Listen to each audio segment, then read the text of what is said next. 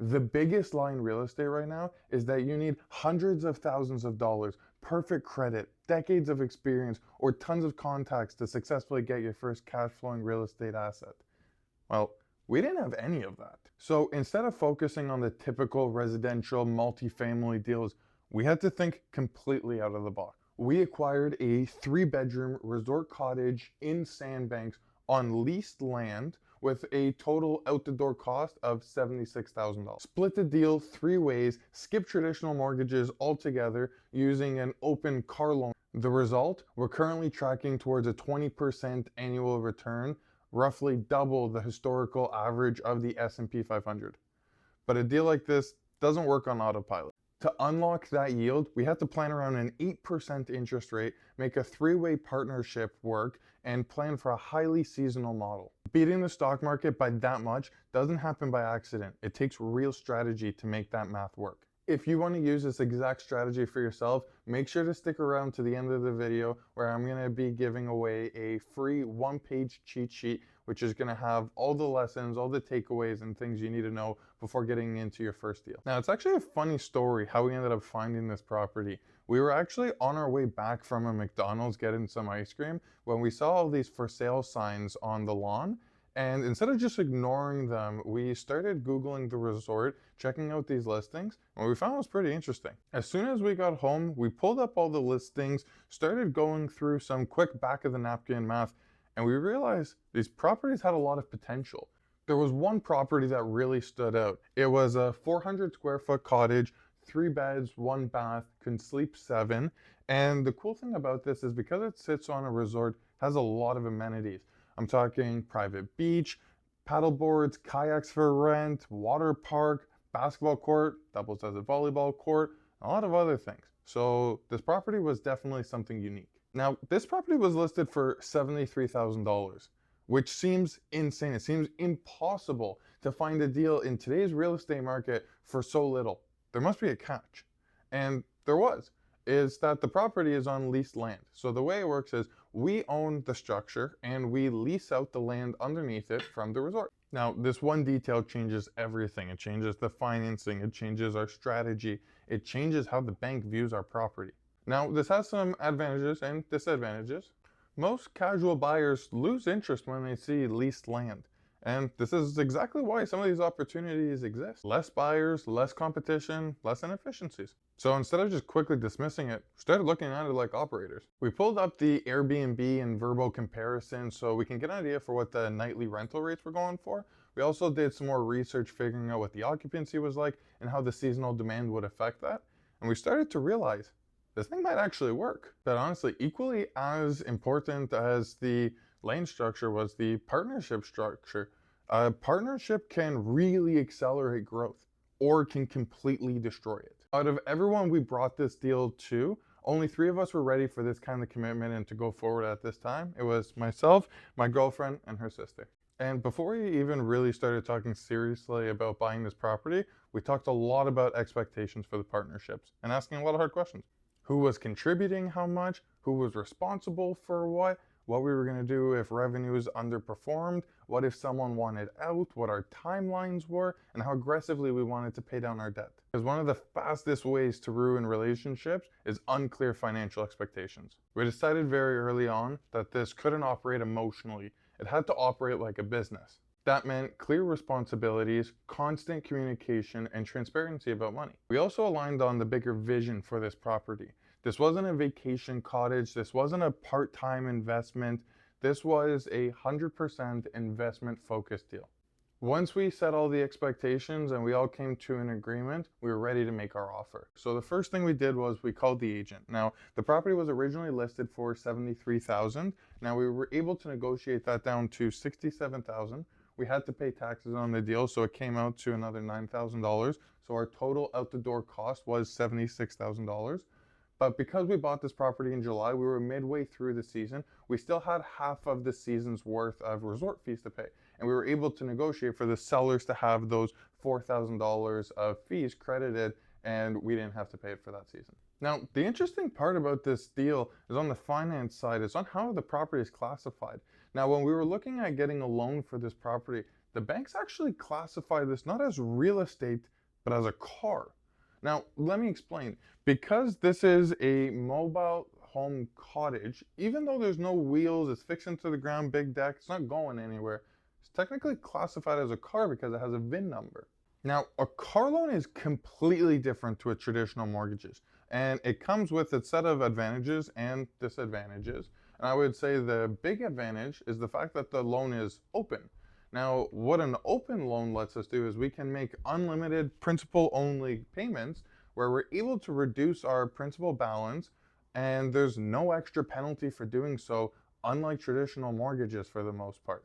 Now, what this means is that we're trying to aggressively pay down this balance, and instead of paying it off in the 10 years it's financed for, pay it off in 1 year and save thousands and thousands of dollars in interest. Now, on the flip side, this definitely comes with its own set of disadvantages as well. Firstly, the interest rate is much higher. We're talking multiple percentage points higher than a traditional loan, and this is going to have a humongous compounding effect and really be an issue. We're going to talk more about that later. Now, the other aspect is the equity side. Now, with a traditional loan, you're able to use what's called the BRRRR method. And this is an amazing investment technique where you're able to refinance the property once you have some equity in it. That money is all tax-free, and now you can go use that and recycle that money as a deposit for another building. Here we can't. Because of the classification and structure of this loan, that money is tied up.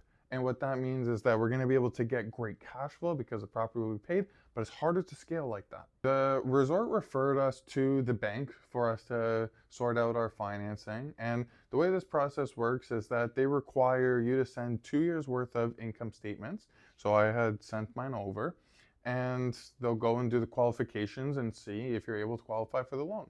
Now, I wasn't able to qualify for the loan with my income alone, so they required a cosigner. So I had to have my mom co-sign the loan, which takes on additional risk and was many conversations to get confirmed. But once that was done, we were able to qualify and get the loan.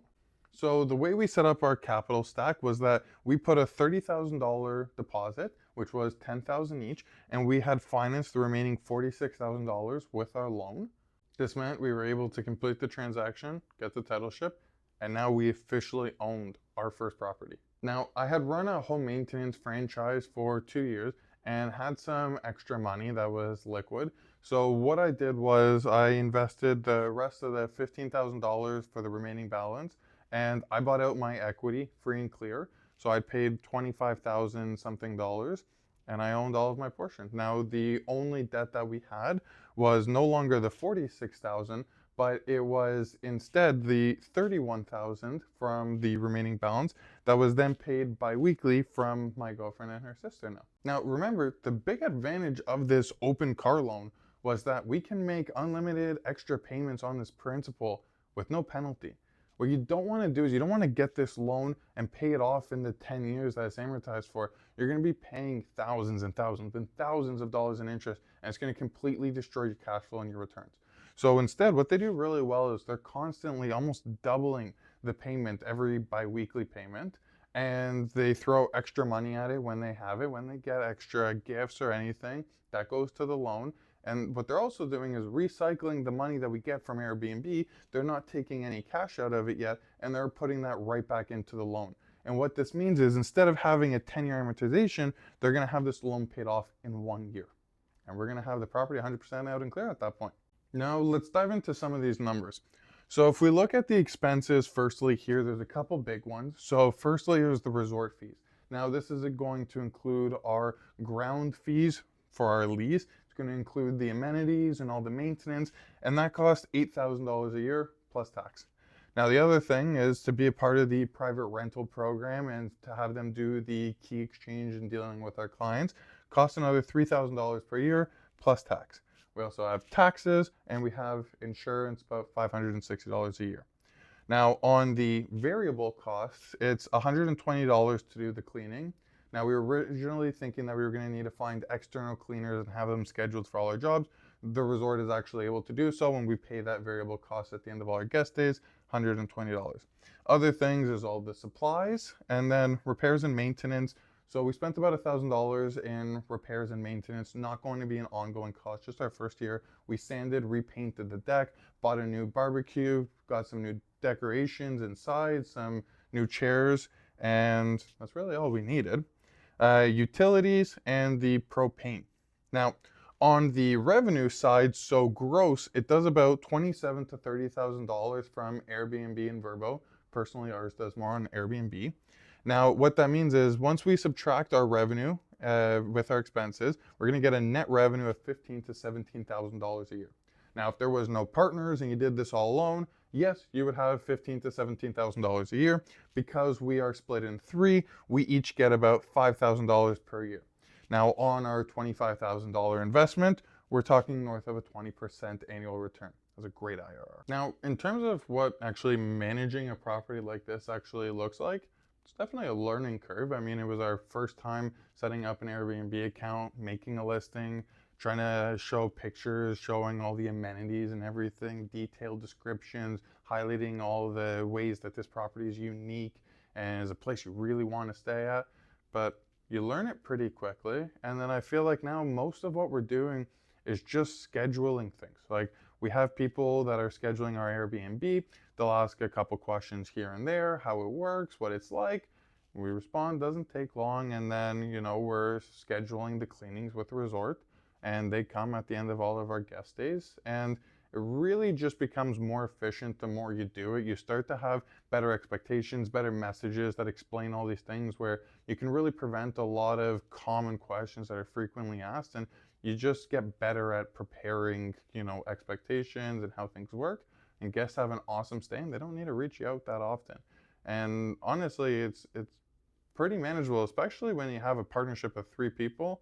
Now, at the end of the day, what this property really showed us was that the barrier to entrance in real estate is not all that high. It's artificial.